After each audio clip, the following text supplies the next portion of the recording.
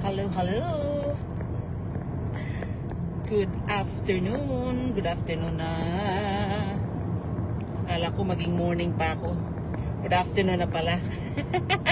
Good afternoon, good morning, good evening kung saan man po kayo sa mundo. I hope your day is amazing. Your Monday. It's Monday today, eh? Monday na naman, another week, another day. Another day to be grateful, another day to stay happy and healthy. Kung saan man po kayo sa mundo, I hope you are enjoying life. habang malakas pa, enjoying life and doing things that you really love, di ba? Ganun lang dapat ang buhay, di ba? Good afternoon. Si Tita po ito. It's 12:03 PM po dito sa Ontario, Canada. And yeah, good evening, good morning kung saan man po kayo. Yeah. So, okay, constructions again. Sorry guys. Driving na naman si Mama. Pauwi pa lang and always busy naman talaga ang aking Monday. Naandyan lahat ang aking appointment, ang aking class. Tapos binalik ko uli ang sasakyan ko for my retorque and everything. So, yes. So busy ang life but grateful and healthy, happy and successful. Awesome. So, yeah, so anyhow, slow down lang tayo. Some people are working. Yeah. So anyhow, I just wanted to come out again in hope na maka-inspire ako sa inyo guys. Lagi naman na ang aking, hindi lang naman sa in terms of business ang lagi nating pinag-uusapan in terms of life itself. Kasi magkasabay talaga yun. Hindi ka naman pwedeng tawag nun?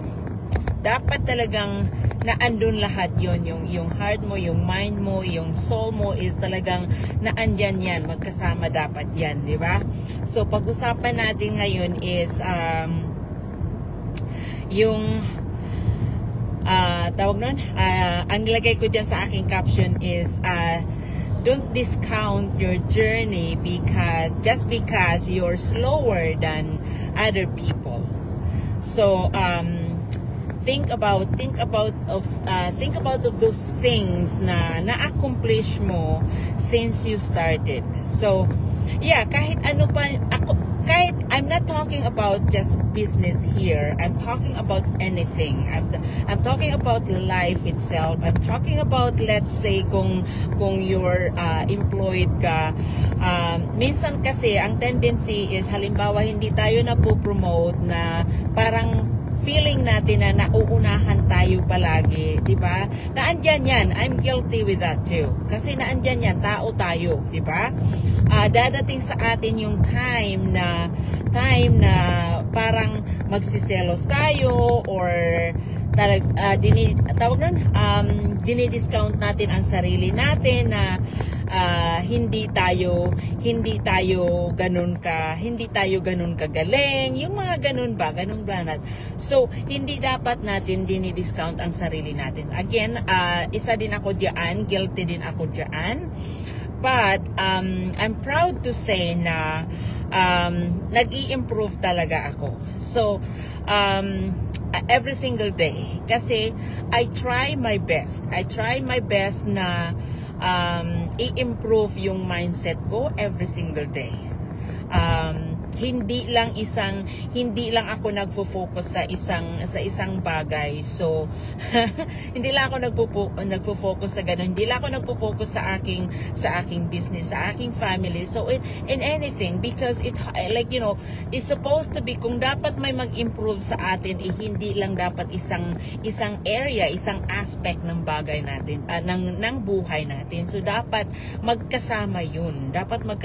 Kasi kung isang aspect lang din, kung halimbawa ang umasenso sa iyo is yung physicality mo lang, or halimbawa ang goal mo is to have a healthy life, like tawag nun, fit ka, di ba? Halimbawa, ganun ang goal mo. Okay, kung fit ka nga, okay, nakuha mo yung goal na yan. Now, kung ang mindset mo naman at yung pakikitungo mo sa iba is, tawag nun sa ibang tao is hindi maganda, so hindi balanse yun. So, dapat ang buhay is balanse, di ba? Thank you for watching, guys. Maraming salamat. And then, kung halimbawa, marami kang pera, di ba? Kung halimbawa, gano'n naman, marami kang pera or may malaking posisyon ka sa company, and then kung pakikitungo mo naman sa iyong team, sa iyong empleyado is hindi maganda, is hindi pa rin balanse yun. Diba? So, dapat talaga hand in hand yung mindset natin. Kaya nilagay ko dyan, kung halimbawa is, tawag nun, kung sa tingin mo sa sarili mo is mabagal ang improvement mo kaysa sa iba. So, wag mong tingnan ang journey ng iba. Kasi dapat talaga ang journey natin is iba-iba. So, never compare yourself to anybody. Kasi kung gagawin mo yan is, ang tendency is, i-discount mo nga ang sarili mo. Diba? So, be proud of yourself. Especially kung ang pag-uusapan natin is dito sa business. So, hindi porket mabagal ang takbo ng business mo is mahina ka. No. Titingnan mo rin yung ibang aspect ng buhay mo na nag-improve since you started. Kasi sa akin lang, hindi naman sa akin ang ano ko lang, I'm going to I'm going to talk about sa sarili ko, yung sa na-improve sa akin. So, hindi lang in terms of money, to be honest guys, hindi lang. Ang mindset ko is the biggest one, and then yung talagang ang dami kong natutunan. Dati hindi ako marunong masyado sa computer.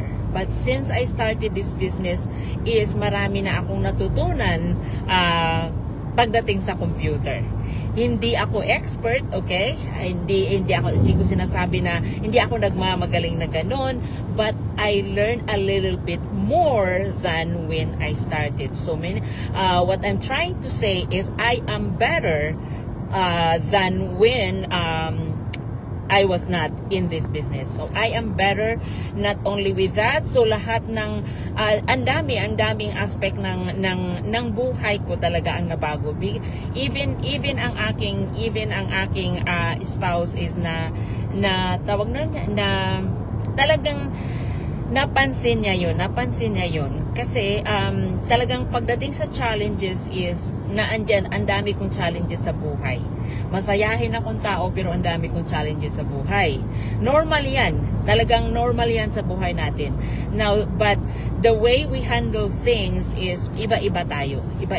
So, diyan papasok kung ano yung mindset natin. Diba? Diyan papasok yan.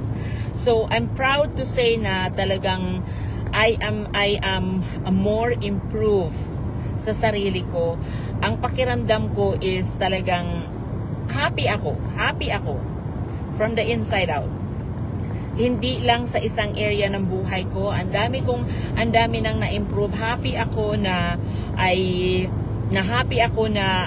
we managed to go to na I go to church na every Sunday. Happy ako na may time ako sa aking family. Happy ako na marami akong natutunan since I started this business. Happy ako sa kalooban ko kung ano yung naibibigay ko sa tao, sa people around me. Happy ako sa ganun. So yun ang for me, that is the most important thing.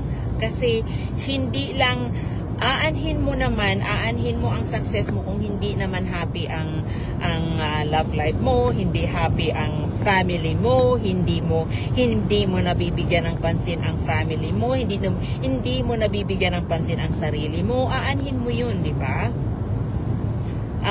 Yun nga ang tawag nun, ang pinaka-importante na yaman natin is kung ano yung natutunan natin.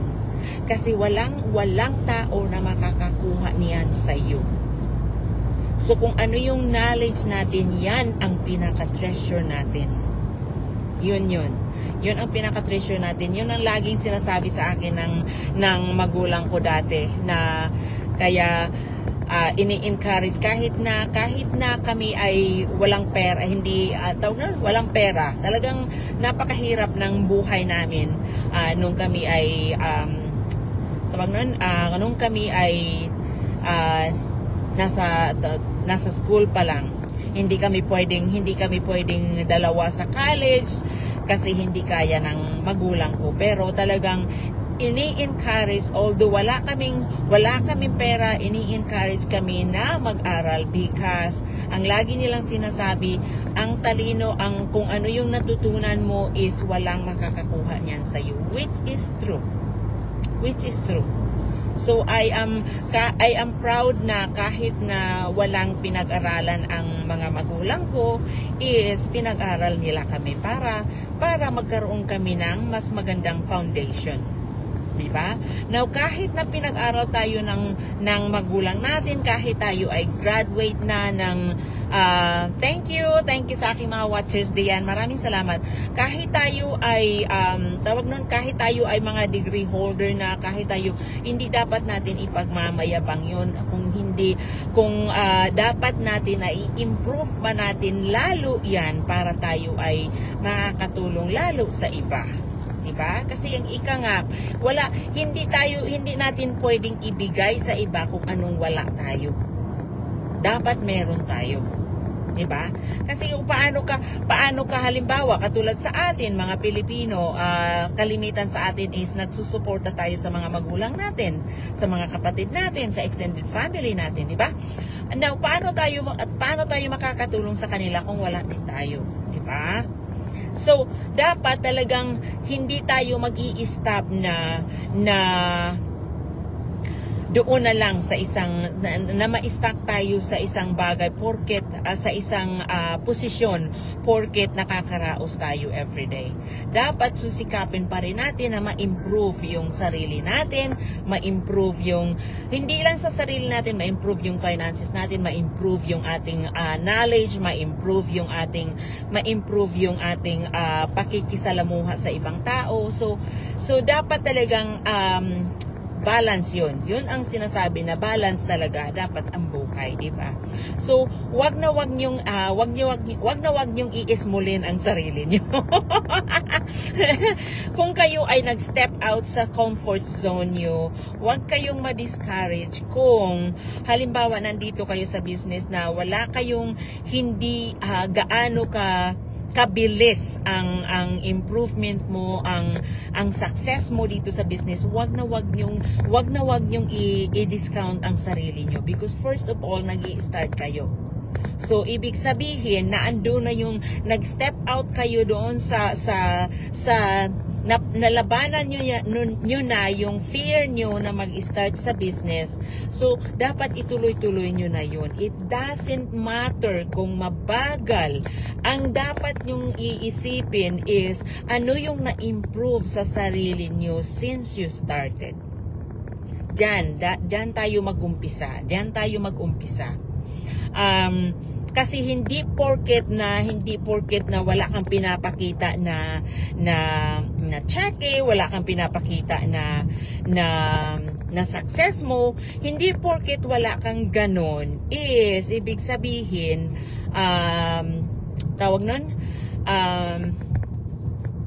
nag-failed ka. No, hindi. Kasi naandyan ka pa. Ang kailangan mo lang is to motivate yourself or to find people that will encourage you, that will motivate you, to surround yourself with the right people, to find something na makapag-encourage sa'yo to move forward. Kasi naandyan ka na diba? Kasi kung hindi tayo maglakas loob na mag-step out of our comfort zone, is wala tayong progress. Yan yung sinasabi na na-stuck ka na lang diyan sa nalalagyan mo. Aray, nabubulol na ako. Na nai-stuck ka na lang, di ba? So, dapat tayo na kahit na nga yung mga successful na tao is talagang sinisikap nila na mag-evolve sila every single day. Diba? So dapat naman talaga ganun. Ay binigyan tayo ng Panginoon ng talent. Yan yung i-develop natin para makatulong tayo sa ibang tao. Diba? Hindi dapat natin i-stack yan sa atin lang. Or tama lang sa buhay natin, tama lang porket nakakaraos tayo. Hindi dapat natin i-stack yan. Dapat natin i-develop yan. Dapat natin dapat natin na pag-igihan pa ng mabuti para tayo makatulong sa ibang tao. So wag na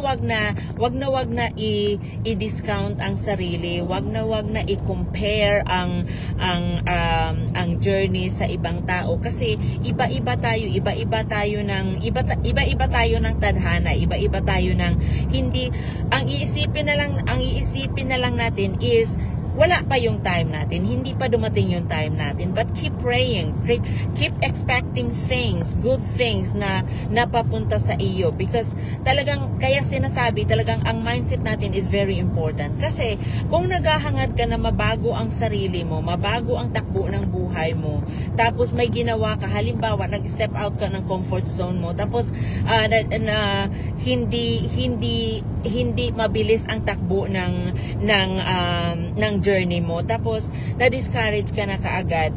So hindi hindi ka align doon sa goals mo, hindi ka align doon. So dapat kung talagang gusto mo na mabago ang sarili mo, pagsikapan mo na mabago yung takbo ng utak mo, ng mindset mo. Kasi kung hahangarin mo na you'll have an abundant life and then every single day naman is madidismaya ka, ano ba yan? Hindi naman maganda ang takbo ng business ko, hindi naman maganda ang takbo ng career ko. Eh di parang dinis-agree mo yung yung goals mo na andun na form na sa utak mo, na andun na, tapos dinis-agree mo din. Diba? So lalong matatagalan yan. So dapat talagang naandoon yung na-align mo yung nasa isip mo, nasa utak mo, kung ano yung ginagawa mo, naandun din yung expectancy mo. Kasi kung talagang, diba sabi, ang ano niyan is nasa tao ang gawa, nasa Diyos ang awa. So, kasi kung isipin natin, kahit anong kayod natin, kung hindi naka-align doon ang mindset natin at hindi tayo nagpe-pray, hindi tayo nagpapasalamat sa Panginoon na ginaguide tayo everyday. Kahit anong kayod natin, kung hindi yan i-bless ni Lord, iwala yan, hindi magbubunga yan. Diba? Now, kung open tayo, kung ang utak natin is kung ano yung nasa mindset natin na ini-expect din natin na kahit na kung ano yung work na ginawa natin, na pinutin natin, and then kahit na maliit lang yun, and then at the same time ini-expect natin na dadating yun, na talagang open yung utak natin, yung puso natin, na meron tayong iniintay na blessings. Kahit na maliit lang yung ginagawa nating work, pag brinless ni Lord yan, is talagang magbo-boom yan. Diba? So, yes. So, talagang, so kaya naisipan ko lang na ito yung, kasi napanood ko kagabi, nanood kasi ako ng replay kagabi sa aming mastermind. Kaya, naisipan ko to, talagang, so, mindset is talagang naandyan na lahat. Naandyan na. Talagang yun ang pinaka-drive natin. So, dapat sisikapin natin na yun ang i-improve natin. So, wag tayong tumigil na kahit na halimbawa, kontento ka na dyan sa ginagawa mo, kung ano man, kung nasa business ka man, or nasa employment ka man, kontento ka na dyan sa ginagawa mo, nakakaraos naman when it comes to money, but dapat hindi tayo titigil dyan, diba? Kasi kung i-improve pa natin lalo ang sarili natin, mas marami tayong matutulungan. Diba? So yeah, so anyhow, yan lang ang naisip ko na i-share sa inyo guys, and hoping na ma-motivate kayo doon. Basta wag natin na sabihin sa sarili natin, because whatever we say to ourselves is very powerful talaga. Very powerful. Wag natin i-discount ang sarili natin, because we are very, very, very powerful talaga. Nasa sa atin yun. Nasa sa atin, tayo ang nasa driver's seat ng buhay natin. So dapat wag natin i-smallin ang sarili natin. Dapat sisikapin natin na mas lalo tayong mag-improve every single day. Dapat na sikapin natin na mag-evolve tayo. Hindi dapat tayo may-stuck sa isang posisyon, sa isang lugar. Hindi dapat tayo may-stuck ng ganun. Dapat every single day is nag-i-improve tayo. Para mas marami tayong matulungan, mas marami tayong matutunan, 'di ba? At 'yan ang pinaka-asset mo, kung ano yung natutunan mo sa buhay mo. Yan ang pinaka-asset mo, because at the end of the day, pag tayo ay bumalik na sa Panginoon, pag tayo ay bumalik na, hindi tayo tatanungin ni Lord, o magkano ba asset mo in terms of money, ilan ba ang properties mo? No. ang tatanungin sa atin diyan, anong nagawa mo habang buhay ka pa? Anong ginawa mo sa binigay ko sa iyo na buhay, di ba? Ganun yun. So yeah, so anyhow guys, I hope na na-inspire kayo doon sa aking topic for today. So yeah, so wag nating i-discount ang sarili natin. Ang dapat nating titingnan is ano ba yung na-improve sa buhay ko? Mas maganda ba yung takbo ng buhay ko ngayon? Mas happy ba ako ngayon kaysa kahapon? Mas may natutunan ba ako ngayon kaysa before? Yeah? So dapat talagang i-set natin ang utak natin na to improve every single day para sa sarili natin, para sa family natin. Wag nating i-discount ang sarili natin. Kung ano man yung ginawa natin, pasalamatan pa rin natin kahit tayo ay nag-fail. Kasi kung hindi tayo mag-fail, is walang room for improvement, di ba? Hindi tayo matututo. Kung puro success na lang ang pag-uusapan natin, is hindi tayo matututo, hindi tayo maglakas na loob na mag-explore ng ibang avenue, ng ibang katulad ng halimbawa, hindi ka kontento sa work mo, 'di ba? Hindi mo dapat isipin na nag-failed ka. Ang isipin mo dapat na meron pang ibang way, or meron pang ibang paraan kung paano ka kikita, meron ka pang talent within you na kaya mo na i-improve, na mas maganda, mas mapapaganda mo pa ang buhay mo, kung ano man yung naandyan ngayon sa tawag nun, sa status mo. Kasi naandyan, tawag nun, napakalawak napakalawak ng possibilities na naghintay sa atin. Nasa sa atin lang talaga yon. Kung willing tayo na mag-step out sa ating comfort zone, willing tayo na matuto more, willing tayo na mag-sacrifice para magkuha natin kung ano yung talagang gusto natin sa buhay. Ang tatanungin lang talaga, tinatanong ko lang sa sarili ko, happy ba ako where I am now? Yeah? So, now, I'm happier than when I was working full-time. Yes, I am happier, but I'm not gonna stay like this. I always try to improve every single day, because I know I could do more, and I am capable of more, and I could help more. Diba? So, ganun dapat ang magiging mindset natin. So guys, I hope na na-inspire kayo doon. I hope that it makes sense, of course, yung mga sinasabi ko sa inyo. But yes, the main thing is do not discount yourself. Huwag niyong ismulin ang sarili niyo. And then wag na mag-stop na na mag-learn more, di ba? Wag na mag-stop ng ganun, and then wag na wag i-compare ang sarili sa iba. Kasi talagang iba-iba ang ating journey. And then just like, you know, be happy. Ang sasabihin ko is be happy of what you have, be happy of who you are, but don't stop there. Keep improving, keep learning, keep moving. Right? Yeah, and keep exploring. So, dapat ganun ang magiging mindset natin. But anyhow, I hope it makes sense. Nandito na ako, malapit na ako sa bahay. But anyhow, feel free to message me or feel free to, like, you know, interact or anything na gusto nyo na i-discuss natin. So, I'm very open for that. So, anyhow, maraming salamat, guys. Maraming salamat for tuning in. Thank you so much. Enjoy the rest of your Monday. Yeah, so take care and God bless. Bye for now.